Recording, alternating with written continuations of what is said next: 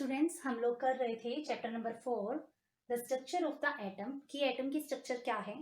तो उसमें हमने कुछ थ्योरीज पढ़ी थी। जो फर्स्ट थ्योरी थी वो क्या थी? डेल्टन की थी।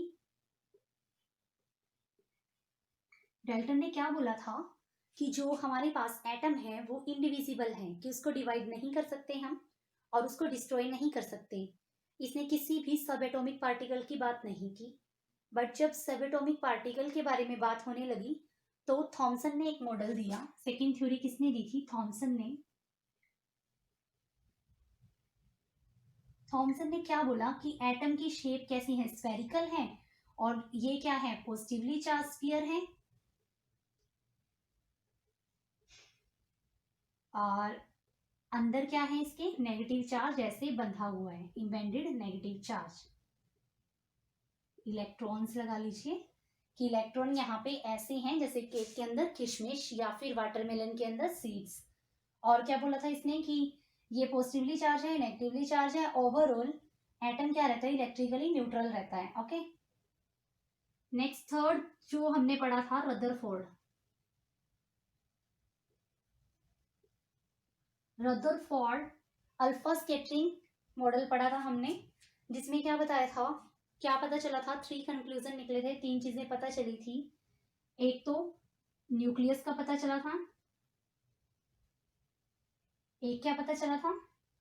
न्यूक्लियस के बाद हमें ये पता चला था इलेक्ट्रॉन कहाँ, इलेक्ट्रॉन्स कहीं चक्कर लगा रहे हैं, ये चीज पता चली थी। ओके, और थर्ड चीज क्या पता चली थी? न्यूक्लियस का साइज क्या है? वेरी वेरी स्मॉल है as compare to atom. Yes, next model हमारे पास आता है बोहर्स मॉडल ऑफ एटम। कि बोहर ने कौन सा मॉडल दिया एटम का? उसने 2 एजप्शन रखी थी अपने मॉडल के बीच में। जो कुछ तो वो रदरफोर्ड वाली चीज को लेके चला, कुछ अपने मॉडल में उसने 2 चीजें ऐड की। क्या चीज बोली उसने? कि जो इलेक्ट्रॉन है वो कैसे रिवॉल्व कर रहे हैं? स्पेशल ऑर्बिट में रिवॉल्व कर रहे हैं, और जिन्हें क्या नाम दिया? Discrete orbit.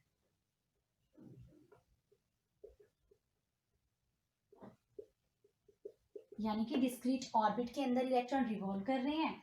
और नेक्स्ट चीज क्या बोली उसने? इलेक्ट्रॉन अपनी एनर्जी रेडिएट नहीं कर रहा है।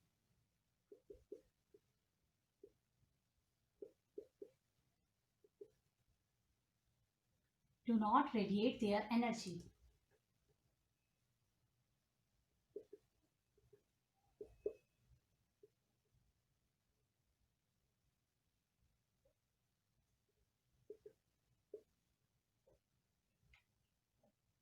ओके, ये पॉइंट दिए थे उसने। उसके बाद उसने मॉडल कैसा दिखाया कि बीच में अगर ये न्यूक्लियस है, इसको फिल कर दिया है बिल्कुल, ये न्यूक्लियस है तो ये हमारी फर्स्ट सेल है, ये सेकंड सेल है, ये थर्ड सेल है, ये फोर्थ सेल है, ऐसे। ओके, ये क्या है हमारे पास? इसको के से डिनोट करेंगे। फर्स्ट सेल है जिसकी वैल्यू 1 है, n इज इक्वल टू 1। यहाँ पे n इज इक्वल टू 1 लिखोगे। ये हमारे पास क्या है? l। ये क्या है? m। ये क्या है? n। और यहाँ पे n की वैल्यू है 2, यहाँ पे n की वैल्यू है 3, यहाँ पे n की वैल्यू है 4। ओके, तो ये था बोहर मॉडल्स ऑफ एटम। ठीक है, बोहर का मॉडल था एटम के लिए, जिसमें उन्होंने ये चीज बताई थी कि ये ऑर्बिट है। फर्स्ट ऑर्बिट की value n is equal to 1 है, सेकेंड में 2 है, थर्ड में 3 है, फोर्थ में 4 है। ओके, और इनको ऐसे शेल्स बोलते हैं, एन के shell, L shell, M shell, N shell. Shell की फॉर्म में इसको ऐसे डिनोट किया था। यस, नेक्स्ट हमारे पास आता है न्यूट्रॉन। न्यूट्रॉन को डिस्कवर करने वाले साइंटिस्ट का नाम क्या है? चैडविक। इन्होंने न्यूट्रॉन की डिस्कवरी की। इन्होंने बताया ये क्या है? पार्टिकल है जिसके ऊपर नो चार्ज, चार्ज नहीं है, particle having no charge. Okay, and mass of this particle is equal to mass of proton.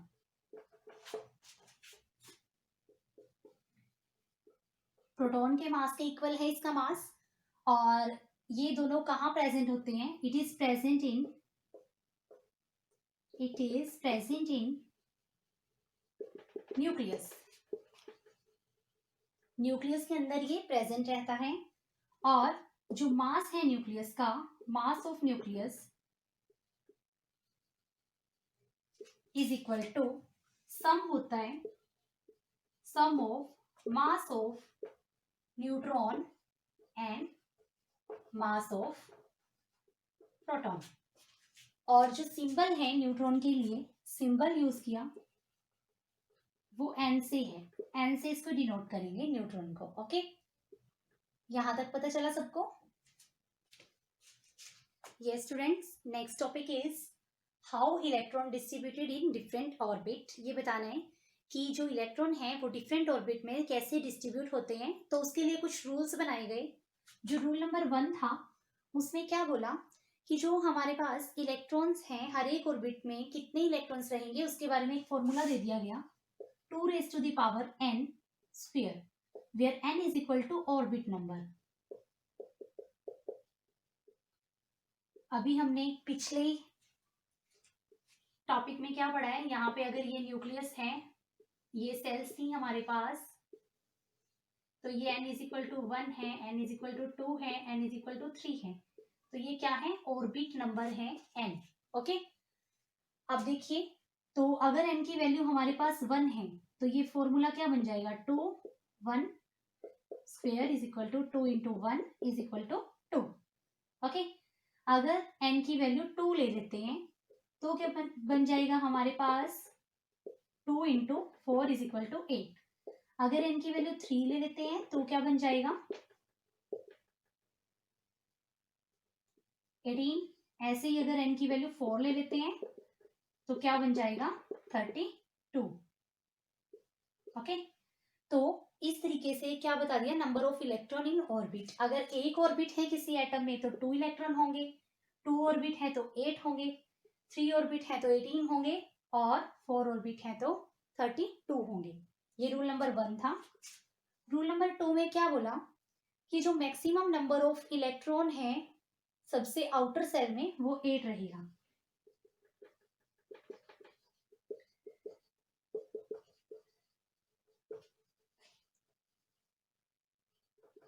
8 से ज्यादा इलेक्ट्रॉन नहीं आ पाएंगे किसी भी शेल में।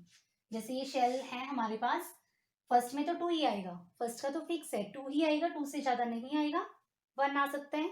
ओके, नेक्स्ट में क्या है, 1 2 3 4 5 6 7 8 तक आ सकते हैं। नेक्स्ट में क्या है, 8 तक ही आ सकते हैं। अब देखिए, आप बोलोगे कि यहाँ पे कैसे डिस्ट्रीब्यूट किया गया है, देखिए यहाँ पे 2 था, यहाँ पे 8 था, ठीक है, यहाँ पे 18 आ गया।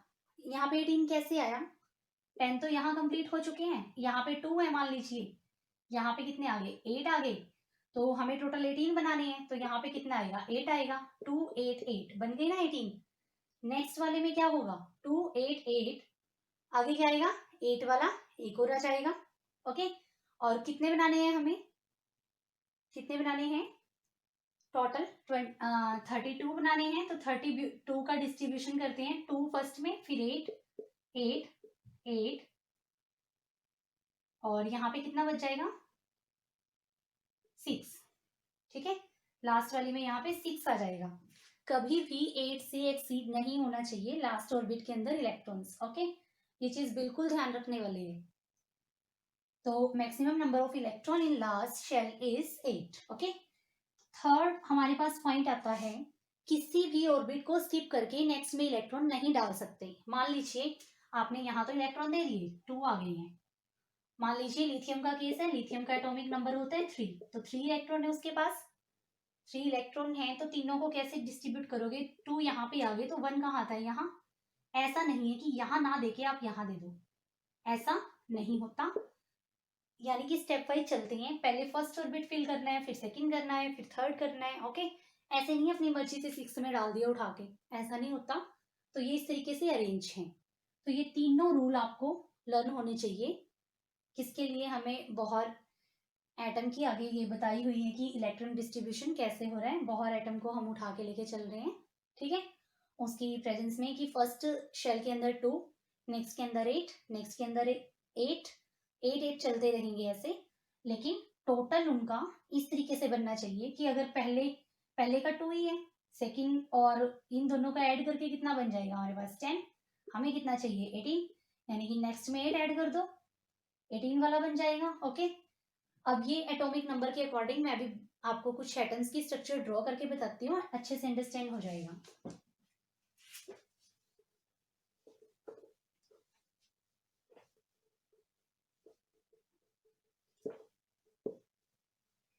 देखिए, जो हमारे पास हाइड्रोजन है उसमें क्या है, एक ही इलेक्ट्रॉन है। यहाँ पे कितने आते हैं, 2 आते हैं, पर एक है तो एक ही शो कर देंगे, ये है हाइड्रोजन के लिए। नेक्स्ट आता है हीलियम का। हीलियम में कितने हैं, 2, तो 1 और 2 दोनों इलेक्ट्रॉन यहाँ पे आ गए। थर्ड आता है हमारे पास लिथियम, उसमें 3 है। तो यहाँ देखिए 2 तो यहाँ पे आ गई, एक कहाँ शिफ्ट हो जाएगा, यहाँ पे। ये लिथियम का केस आ गया। ऑक्सीजन में 8 होते हैं, उसको देखिए कैसे करेंगे। न्यूक्लियस है, ये फर्स्ट शेल है, सेकंड है, फर्स्ट में कितने आते हैं, 2। इसका एटॉमिक नंबर होता है हमारे पास, ऑक्सीजन का 8 होता है, तो 8 डिनोट करने हैं, 2 हो चुके हैं, 6 4 हो जाएंगे। ओके, 6 इलेक्ट्रॉन हो गए हैं। ऐसे ही नाइट्रोजन का 7 है, 7 में क्या हो जाएगा, न्यूक्लियस है, ये शेल है, ये सेकंड सेल है, तो फर्स्ट सेल में कितने हैं, 2, नेक्स्ट में कितने हो जाएंगे, 5। 7 पूरे करने हैं ना, इस तरीके से स्ट्रक्चर बनता जाएगा। हम एक कोई ऐसा ले लेते हैं, कोई बड़े वाला ले लेते हैं, सोडियम लेते हैं, सोडियम Na, इसका होता है 11। फर्स्ट तो आपका पता है न्यूक्लियस आएगा यहाँ पे, फिर फर्स्ट सेल आएगी, सेकंड सेल आएगी। देखिए फर्स्ट में क्या हो जाएगा आपके पास, फर्स्ट में 2 इलेक्ट्रॉन्स आ जाएंगे, 1 2। नेक्स्ट में कितने आते हैं, 8 आते हैं ना, 1 2 3 4 5 6 7 8, कितने बन गए, 10। हमें तो 11 पूरे करने हैं, तो एक जो बचा वो कहाँ चला जाएगा, नेक्स्ट शेल में चला जाएगा। ओके, इस चीज को ध्यान रखना है आप सबने।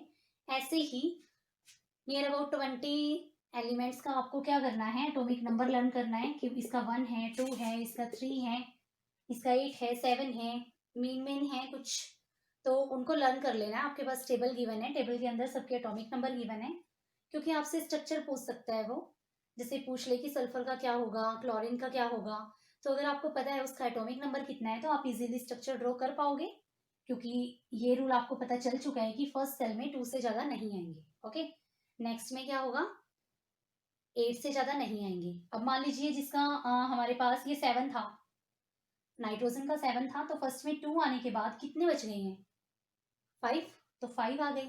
ओके, नेक्स्ट सेल में तब तक नहीं जाना जब तक यहाँ 8 कंप्लीट नहीं हो जाते। ओके, जैसे यहाँ पे था 1 था, 1 रखा, 2 था, 2 के 2 यहाँ कंप्लीट हो गए। ऐसा नहीं है कि 1 यहाँ डाल दिया, 1 नेक्स्ट सेल में, नो, फर्स्ट सेल में हमेशा 2 ही आएंगे। ओके, और सेकंड में आगे 8, आगे 8 8 ही रहेंगे, 8 से ज्यादा नहीं आएंगे। अगर 8 से ज्यादा इलेक्ट्रॉन होता है तो नेक्स्ट सेल ऐड हो जाएगी। ओके, इस तरीके से इनकी स्ट्रक्चर ड्रॉ करना है, डॉट स्ट्रक्चर बोलते हैं इसको। अंडरस्टैंड।